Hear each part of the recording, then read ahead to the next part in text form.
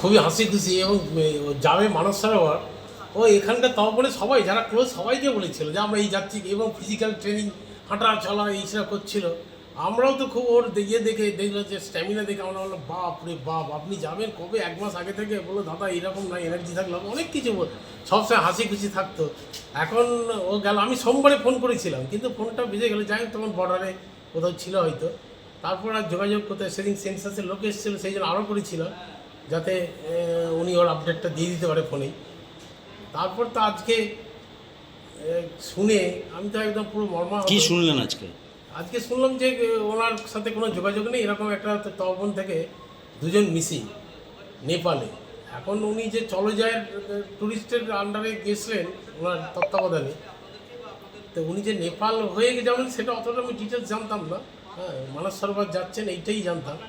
তা আজকে যখন শুনলাম যে না নেপালের ছিলেন ওনার মেয়ের সাথে আজকে যখন কথা হয়েছে বলে যে কালকে রাত 11টা পর্যন্ত মনে হয় সম্ভবত বললেন যে যোগাযোগ হয়েছে, তারপর আর কোনো যোগাযোগ নেই।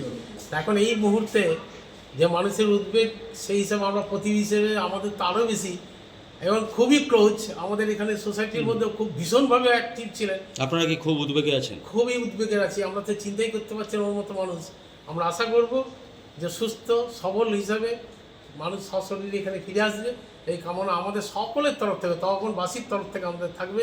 হ্যাঁ, আমরা ঈশ্বরের কাছে প্রার্থনা করি উনি সুস্থ সবল এখানে ফিরে আসুন। পুলিশ এসেছিলেন? পুলিশ এসেছিলেন কিছুক্ষণ আগে, উনি ইনকোয়ারি করে গেলেন। ওনার কাছে যেটুকুনি খবর আছে বলে যে আমরা দেখছি এবং আমাদের কাছে কিছু খবর থাকলে আমাদেরও জানাতে বলেছেন। এইটুকুনি আমরা এখন পুরোটাই অন্ধকারে আছি এবং এখানকার সাংবাদিক কৌশিকবাবু উনি তো এখানকার সব ব্যাপারে যুক্ত থাকেন। আমরা আপনার নাম? আমার নাম গৌতম অধিকারী, আমি 52।